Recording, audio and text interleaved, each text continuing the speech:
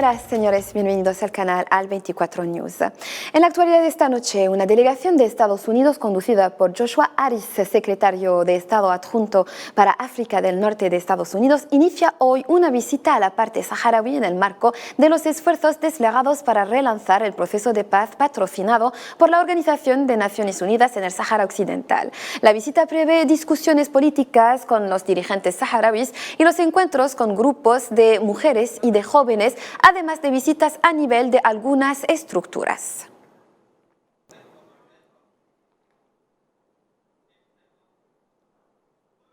La actualidad de esta noche sigue marcada también por la situación en África, señaladamente en Níger. La Agencia de Migración de las Naciones Unidas, OIM, pidió este viernes la creación de un corredor humanitario en Níger para permitir el retorno voluntario de los migrantes varados después de que la toma militar de julio desencadenara el control fronterizo y el cierre del espacio aéreo. El director regional de la OIM, Christopher Gascon, indicó que a los periodistas en Ginebra que 4.800 migrantes fueron acogidos por la OIM en 7 centros de tránsito del país.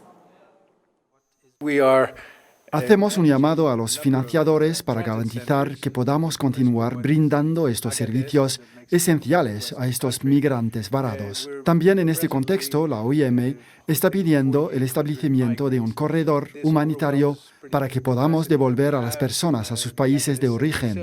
Esta vez no hay posibilidades. Tenemos que organizar vuelos charter, por lo que la gente se quedará allí durante semanas y meses. La Comunidad Económica de los Estados de África Occidental, CEDEAO, desmintió ayer los comentarios atribuidos a su presidente, el nigeriano Bola Tinubu, que proponía un periodo de transición de 9 meses para volver a la democracia en Níger. La CEDEAO declaró en su comunicado que el informe publicado en francés y citado por la agencia France Presse es inventado y debe ser tratado como una noticia falsa.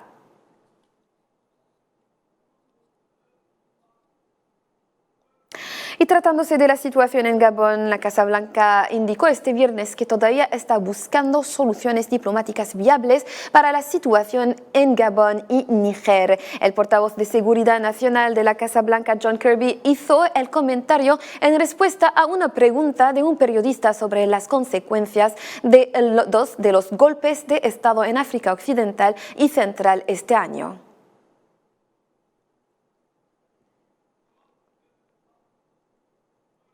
Seguimos con la actualidad africana. La ONU ha reclamado este viernes una investigación exhaustiva sobre la muerte anteayer de al menos 48 civiles en violentas manifestaciones en Goma, Norte Kivu, en la República Democrática del Congo. La investigación deberá examinar el uso de la fuerza.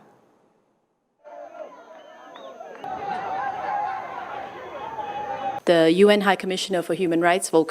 alto comisionado de las Naciones Unidas para los Derechos Humanos, Volker Turk, pide a las autoridades que garanticen que las futuras acciones policiales en el contexto de la vigilancia de reuniones públicas se ajusten plenamente a las normas y estándares internacionales de derechos humanos. Estamos dispuestos a continuar nuestro trabajo con las autoridades nacionales a este respecto.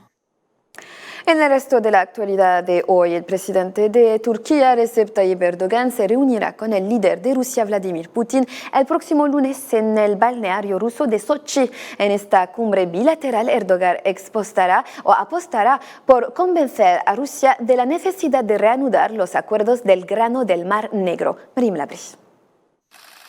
Los presidentes de Rusia y de Turquía, Vladimir Putin y Recep Tayyip Erdogan, respectivamente, se reunirán el lunes en Sochi. El encuentro podría ser clave para retomar el acuerdo de exportación de grano desde Ucrania, suspendido unilateralmente por Moscú. El ministro de Exteriores de Turquía, Hakan Fidan, ya se desplazó hasta Moscú y reclamó ante su homólogo ruso, Sergei Lavrov, la reactivación del acuerdo interrumpido en julio, pero el diplomático ruso dijo que su país no veía señales de nuevas garantías en este convenio. El presidente Putin ha declarado oficialmente en repetidas ocasiones que tan pronto como se tomen medidas, no sobre las negociaciones de la parte rusa del paquete del Mar Negro, sino medidas para resolver todos aquellos problemas que han quedado sin resolver. a pesar de las promesas del secretario general de la ONU, cuyos esfuerzos apreciamos. Pero tan pronto como las conversaciones se conviertan en decisiones concretas, ese mismo día estaremos dispuestos a reanudar la parte ucraniana del paquete de cereales. Erdogan intenta reactivar un acuerdo que permitía exportar grano ucraniano a través del Mar Negro. Rusia, en cambio, quiere proponer a Turquía el suministro de 1 millón de toneladas de grano a un precio reducido para que el cereal pueda ser procesado en empresas turcas y enviado a los países más necesitados. La cumbre de Sochi nos dirá más, pero entre tanto, Kiev, para no perder tiempo, anunció ya que permitió la salida de varios barcos a través de un corredor temporal desde los puertos ucranianos del Mar Negro hasta el Bósforo en Turquía. En nuestro telediario de hoy también Armenia y Azerbaiyán anunciaron este viernes que habían sufrido bajas como consecuencia de un enfrentamiento en su frontera común al noroeste del disputado enclave de Nagorno-Karabaj entre ambos países.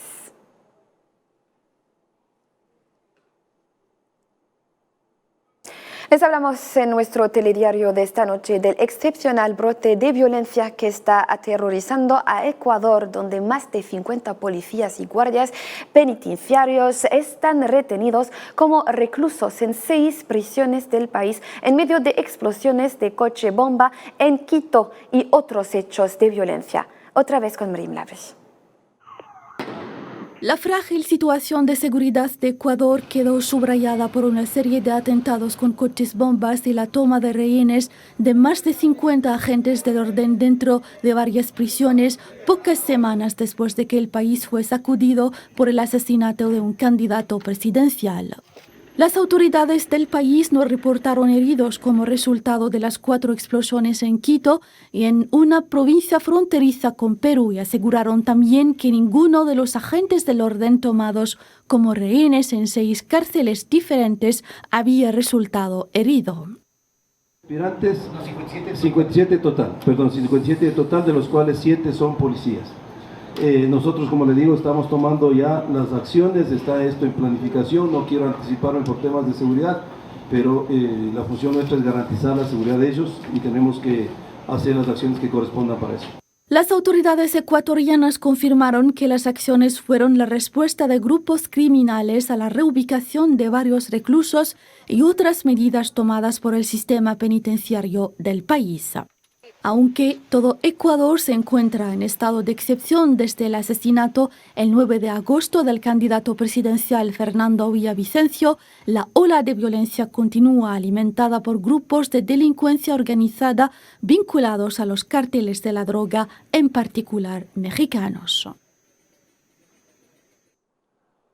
Luego de Ecuador, vayamos a Cuba, pues representantes de 14 países acreedores occidentales agrupados en el Club de París estuvieron esta semana en Cuba para salvar un acuerdo sobre la deuda con el país dependiente de las importaciones que previsiblemente incumplirá sus pagos por 4º año consecutivo.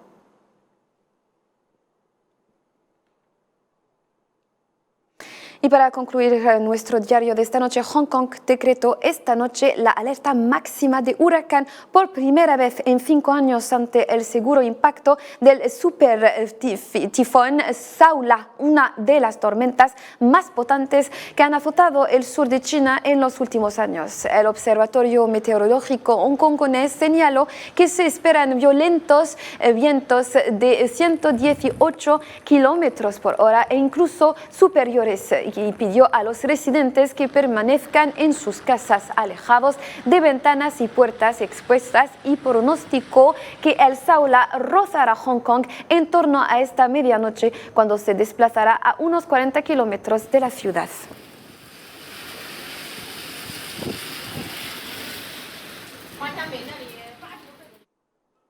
Estimados telespectadores, así pues concluimos nuestra cita informativa de esta noche. Gracias por la atención prestada. Un saludo.